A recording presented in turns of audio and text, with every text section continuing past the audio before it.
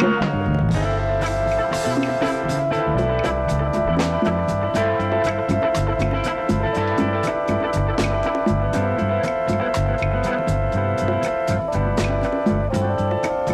se je davnega 84 ali je bilo pa 85, nisem popolnoma prepričan, zaradi tega, ker je to čas, ko moja eksistenca na tem svetu še ni bila potrjena. Z člankom v Mladini, ki ga je spisal gospod Jože Kos Grabar na tematiko tega, da v Mariboru pač pustoši disko in ni ravno dosti glasbe, oziroma prostorov, kjer bi se predvajala glasba, ki bi imela neko dušo, neko vsebino, globljo, oziroma pač glasbo, ki jo bi naj poosebljal marš. Nato se je tekom 80-ih začelo najprej s kopališkim radiom na Mariborskem otoku, kjer je pač skupinica Radio zanesenjakov postavila radio, ki ni oddajal preko frekvenc, ampak preko ozvočenja Mariborskega otoka, pač neko radijsko formo. Nato so bila poskusna oddajanja marša že na frekvenco 95,9 najprej v Gustafu bivšem, to je v kleti Doma ustvarjalnosti mladih, pa v izložbi bivšega Merkurja, danes H&M-a. Od tam so oddajali. No, to je bilo nekaj poskusnih oddajanj samega prostora, v katerem se Radio Marš nahaja, in 8. februarja 1990 se je Radio Marš tudi slavnostno otvoril v teh prostorih, kjer smo še danes na frekvenci, kakršno imamo še danes. Delamo oddaje od bluza, od stare neznane muzike do poslušamo glasbo gramofonskih plošč starih, imamo novosti, imamo ponedeljkov program, v katerem hočemo to vse nekako predstaviti ljudem, pa na kratko povedati, ker več trenutno s temi pogoji ne zmoremo. In je to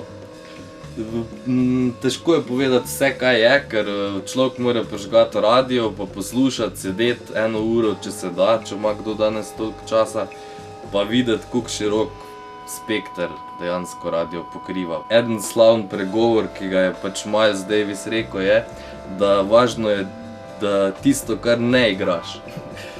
Torej, in s tem, kar pa mi igramo, pa pokrivamo vse od čudnih bendov iz San Francisca do slovenske scene, ki pa je trenutno v razcvetu in je ostali radiji sploh ne pokrivajo. Moto oziroma point tega samega radija je, da ni tu nekje na sredini, pa da nobenemu noče škodovati, pa biti prijazen vsem, pa vsakemu zašpilati komad, ko ga hoče zjutraj čuti, ampak da reče, da to pa ne sme, tega pa ne bomo poslušali, ker to ne sodi v človeško uho. V začetku je bilo prvo odhajanje sodelavcev zaradi že omenjenega ustanovitve komercialnih radijev, potem je odšla Univerza, kar je Marš dotolklo do te mere, da je izgubil frekvenco, nato pa potem kasneje razni po poskusih ponovne vzpostavitve in uspešnih poskusih, moram povedati, frekvenco dobimo nazaj, priključi se šovm. Šovm po nekaj časa odide, nato se zgodi pa pač nič kaj drugega kot tonjenje dol in dol, saj se pač najemajo krediti za poplačevanje kreditov in krediti in pač bodisi direktorska nesposobnost ali pa na drugi strani željnost dobička in takih stvari so Marš pripeljale do te točke, na kakršni danes. Potrebujemo toliko, da ne bomo rabili se spraševati odkot, pa kako bomo zdaj za elektriko, pa kako bomo za avtorske pravice, pa take stvari, in predvsem potrebuje nove, sveže ljudi, ki bojo s svojim doprinosom, svoje osebnosti, svojega razmišljanja prinesli nek nov premik, neko širitev v druge sfere, pač drugačno, mislim, razširjanje pogleda, razširjanje zavesti. Ostajamo pa pri nekih novih alternativnih glasbi, pa pri kritičnosti, pa pogledu z druge strani. To je en izmed tistih očitkov, ki leti na Marš, da smo pa preveč alternativni. Ja, smo alternativni, ampak smo alternativni. Zakaj? Zato, ker Pink Floydi niso edini rock band in Kliderman ni edina postoječa klasika na tem svetu, zato ker obstajajo bendi, ki so začeli z tem, kar so Pink Floyd končali in gradijo še danes stvari in se pač glasba potem razvija po neki liniji. Da se spusti v ta prostor ljudi in pa ideje, ki druge nimajo prostora. Se pravi, če smo prej govorila o tem, da RTV Slovenija ali pa te javne inštitucije pokrivajo cel prostor, nekako, da ga zapolnijo, kaj jaz vem, Ars, recimo tretji program je tudi ena taka stvar, pa Val 202 pa to, ampak vseeno je to manjka nekje tistih 2-3% ljudi, ki jih pa zanimajo druge stvari, ki pa kot samo te običajne, In za te ljudi pač mi poskrbimo in za to glasbo.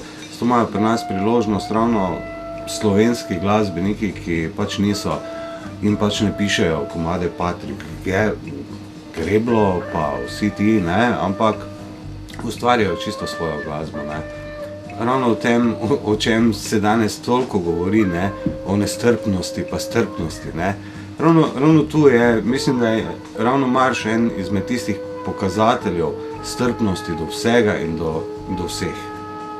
Ker pri nas, tako kot sem rekel, imajo Romi svojo oddajo, imajo tile prostovoljci svojo oddajo, literati, filozofi, ni samo glasba, tudi kritična misel.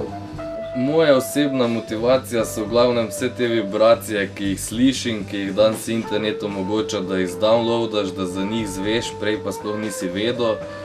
To, glasba je vse okoli nas in vibracije so nevidna reč, ko zelo vpliva na stvari in okolje. In sam vem, koliko je glasba pomembna in koliko v določenem trenutku vpliva na ljudi, na njihovo razpoloženje in to je tisto, kar me drži. To neverjetno veliko vesolje glasbe. In ravno tu vidim to poanto za univerzo, to njihovo pomoč na neki drugi ravni, Univerza, imamo ekonomsko fakulteto, pravno fakulteto, medicinsko fakulteto, konec koncev, vse fakultete so v Mariboru.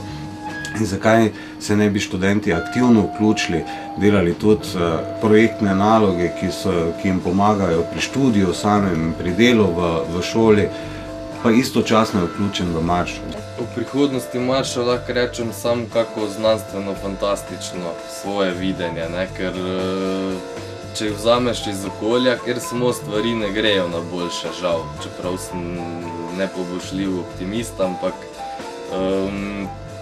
težko je, ampak prihodnost je svetla, mora biti, pa čeprav je komet, ki bo vse razfukal, Ampak zato radio mora obstati in da ko ti si v avtu pa greš čez vse te postaje, da se pri eni ustaviš, ne pa da je vse isto.